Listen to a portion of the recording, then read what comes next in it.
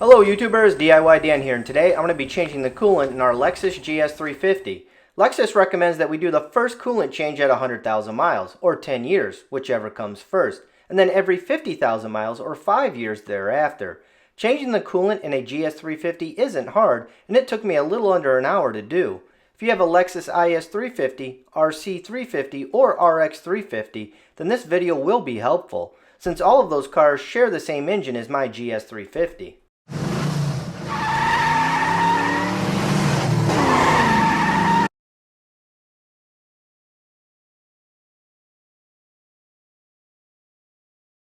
Well, our 2013 GS350 has finally hit 100,000 miles, and it's now time to replace the coolant. The screenshots I have here are taken directly from our owner's manual that came with the car. My owner's manual tells me the coolant service interval and what type of coolant to use. So if you are ever unsure of what kind of coolant your car requires, always refer to the owner's manual. Here's a picture of my shop manual showing the petcocks or drain plugs for the radiator and engine block. I couldn't find the driver's side petcock on the engine block for my 13 GS350, but I also have a huge front differential that prevents me from seeing much of anything on that side of the engine. If you have a rear-wheel drive car, it's probably easier to reach and find. In this video, I'll be draining the coolant from the petcock on the radiator and also from the passenger side petcock on the engine. Here are some of the tools and fluids you might consider purchasing before proceeding with the coolant change. I used a 5/16 inch hose to connect to the petcock on the radiator and engine. This made for a mess-free coolant change. You will also need a 10mm socket and ratchet in order to loosen the petcocks on the engine block. So I got the car on the left. Next thing we got to do is pop the hood, remove the engine beauty cover. This just pops up.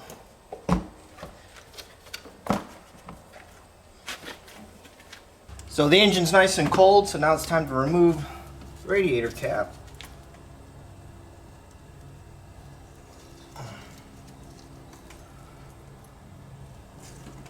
Next, I remove the cap to the coolant reservoir. Alright guys, now that we got the radiator cap removed and the coolant reservoir cap removed, we're now ready to start draining some fluid from the radiator and engine block. And there's actually two locations where you can drain it from. They've actually give you a nice cutout here, Lexus did. Right there, this is where the petcock comes out for the radiator. And what I'm going to do is I'm going to connect some 5/16 inch hose to that connection, and then I'll drain it into this bucket. And then the second location is to drain the coolant out of the engine block itself. And in order to do that, it's a little bit tougher, and I did have to remove this electrical connector, but there is a spot way up there, and I'll show you a picture of it that came out a lot clearer than it does on camera. And it takes a 10mm socket, and once you loosen that up, you can drain the fluid out of the engine block. So I'm going to go ahead and get everything set up and get it drained. First, I'm going to start with getting the coolant drained from the engine block. Here I'm connecting a 5/16 inch hose to the end of the petcock so the old coolant will drain nicely into a bucket. Once I have the hose connected to the petcock, I then take a 10mm socket and ratchet and loosen the 10mm bolt that is located here. As I start to loosen the bolt, you can see the old coolant start to drain from the engine block. Once I see coolant draining into the bucket, I stop loosening the bolt. For me, it took a good 5 to 6 minutes for all of the old coolant to drain out.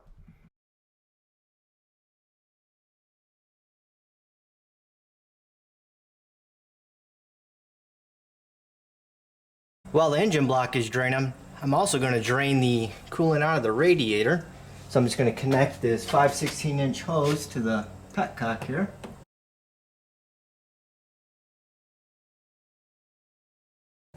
So that petcock valve is located right here, and you just turn it counterclockwise to loosen it. I know it's not coming up on camera, but I'll give you a zoom in with a picture.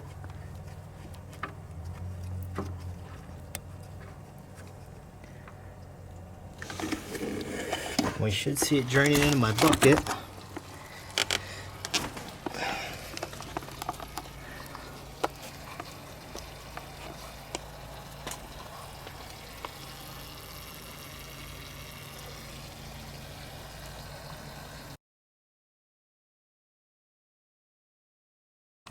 Alright, everything's drained out. Radiator's empty, and now the engine block is empty. So I'm just going to pull the hose out from there, and then we'll tighten up the petcock on the radiator.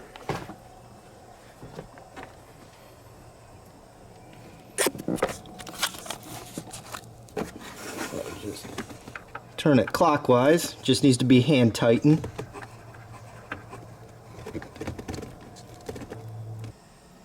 Next, I remove the hose from the engine petcock and then tighten the 10mm bolt.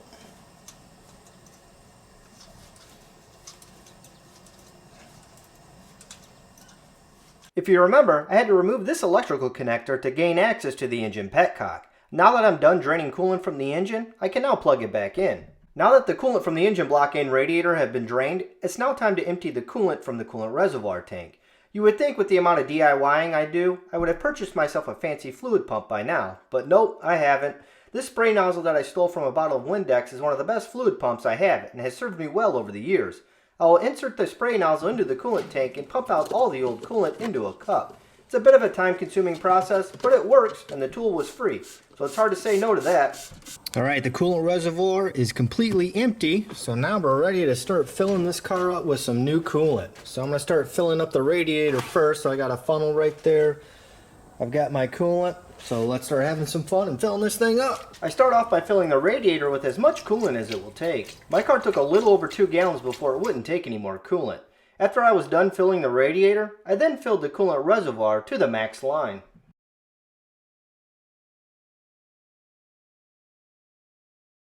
Now that the engine and coolant reservoir are full of coolant, it's now time to hop in the car and start it up. As you can see in the video, my funnel is still full of coolant. Don't worry if you have done the same. Once the engine heats up, the thermostat will open and suck in that additional coolant that is sitting in the funnel. So I'm just going to start the car and turn the heat on.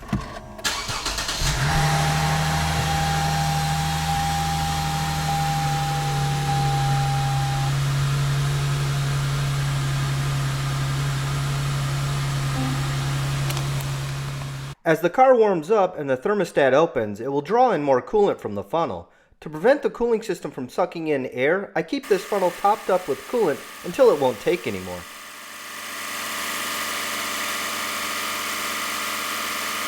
During the warm-up process, it's important to keep an eye on the coolant level in the funnel and also the temperature gauge on the instrument cluster. As the car begins to warm up, I start to feel warm air coming out of the vents. This is a good sign because it means coolant is now circulating throughout the cooling system.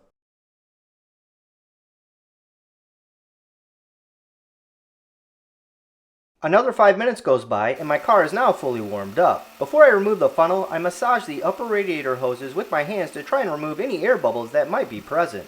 Now that my temperature gauge is registering right at the halfway mark between cold and hot, and the car is no longer sucking in coolant from the funnel, that means it's now time to remove the funnel and reinstall the radiator and coolant reservoir cap.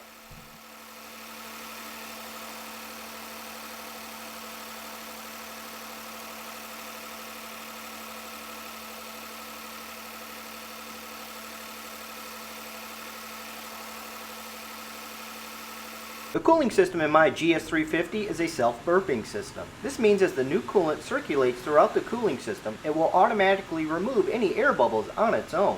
In order to expedite this burping process, I bring the engine RPMs to 2000 RPMs and hold it there for 30 seconds. While I'm doing this, I'm also keeping an eye on the temperature gauge, making sure it stays at the halfway point. I repeat this process a few times before taking the car for a short drive. After completing the initial burping of the cooling system, I'm now ready to take the car for a short drive to make sure everything is okay. During the short drive, I keep my eye on the temperature gauge to make sure it stays in its normal range. After the short drive is complete, I double check to make sure I have no leaks and then check the coolant reservoir tank to see if I need to add additional coolant. Over the next few weeks, the car may burp additional air out of the cooling system, so I plan on keeping an eye on the coolant level in the reservoir tank and add as needed. I am now done with changing the coolant on our 2013 Lexus GS350. In my opinion, changing the coolant on our GS350 is maybe a tad harder than doing an oil change.